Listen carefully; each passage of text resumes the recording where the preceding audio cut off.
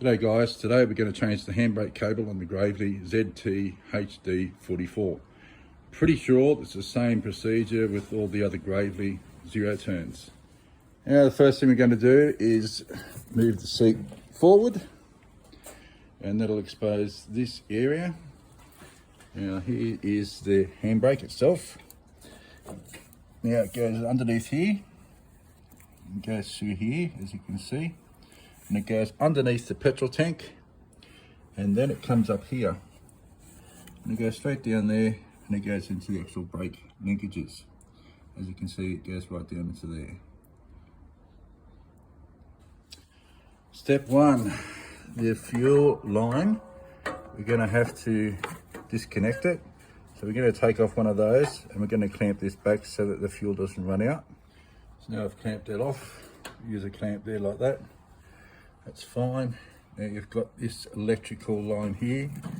Obviously we're going to disconnect the battery first, and then we're going to take these out. We've got these little things here. I'm just going to press in and I'll pop through just like that. I'm going to do the same with the other one. Okay, now in the back here we've got that little bolt. That little bolt there, it's got a little bracket that holds the whole entire petrol tank on. So it's a 9/16. I'm going to put that on there and we're going to undo it. Okay, now we've got that loose. That bracket goes up underneath here, which is the seat. Now on both sides of the seat we've got this little pin. All it is just a bolt. It's like that, it goes right through. So we're going to push that down, and when we push through, the seat can just be lifted up. We're going to do it on both sides. Right, so that's the pin there. It's going to lift the seat up to get some support first. Push in, and that's it. And it comes out. So there it is there. And it's gone right through. And we just keep on pushing that all the way through, and then the seat will pop out. We've got to do the other side as well. Okay, the seat's off. Now the bracket. In there, you got a little lip. The metal goes up underneath. You just jolt it around a bit, and it will just come out like that. Lift that off, and that is the fuel line. So we'll just go right around, taking the fuel line off, and that's the bracket. Now, the hard part. We're going to take that bolt off, we'll take that bolt off as well. And basically this comes off as well, so that we can get access to the petrol tank, because this is all the petrol tank. Now on the side here, these are 10mm. That one's going to come off. And underneath here, there's another one just there. I might even just take that one off. And that one, and then basically what's going to happen, see how it's already starting to move? We've just got to make it so it's free of the petrol tank. Also got to take the petrol cap off. Alright, now the petrol tank can come out. That there, underneath the power cords, and the petrol tank comes out. Here we go.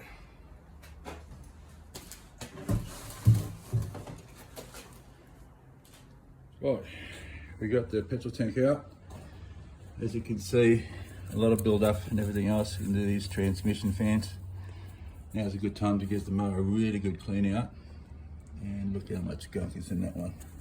Unbelievable, really caked on, because the way it's designed, the actual petrol tank is on top of this and you can't get to it. So look how much of this gets caked on. That's pretty bad. Plus the cable we're talking about here, as you can see, it's snapped off there.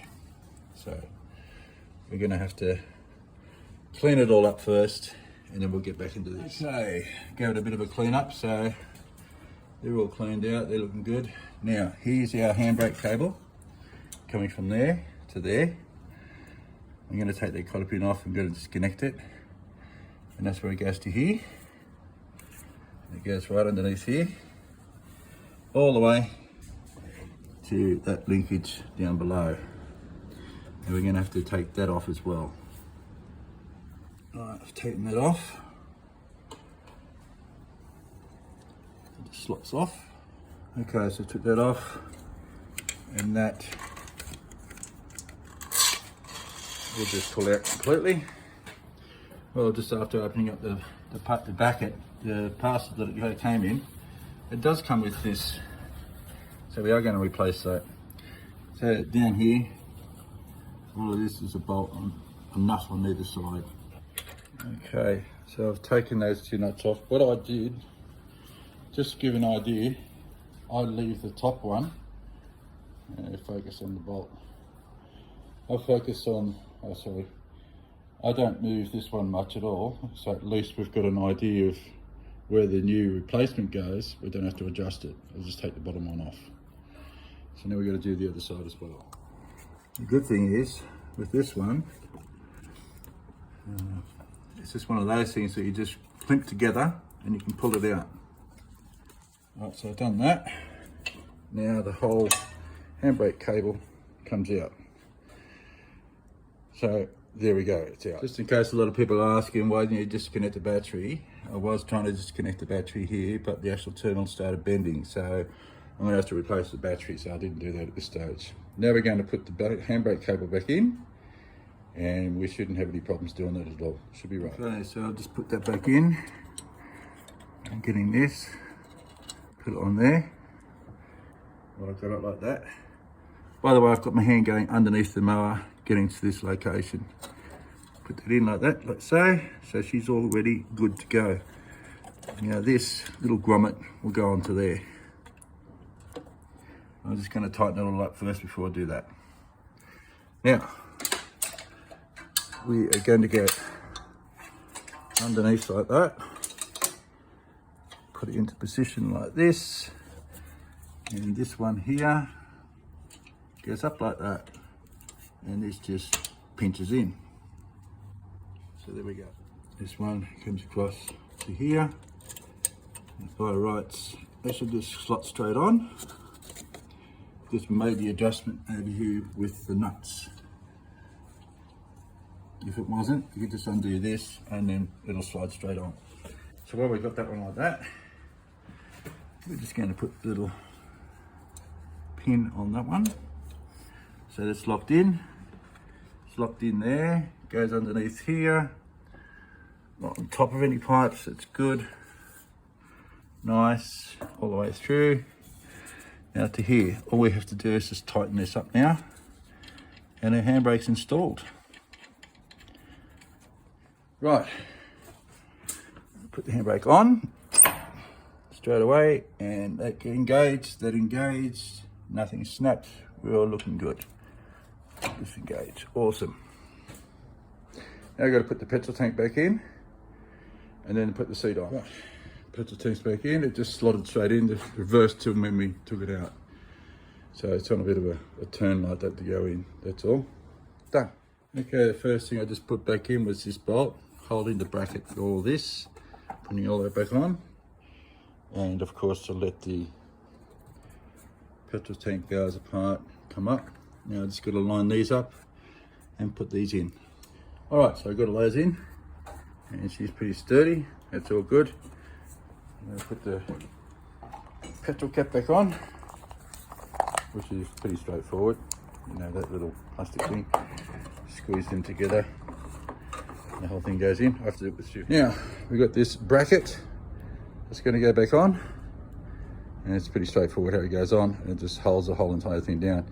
Got to remember, on the back here, you've got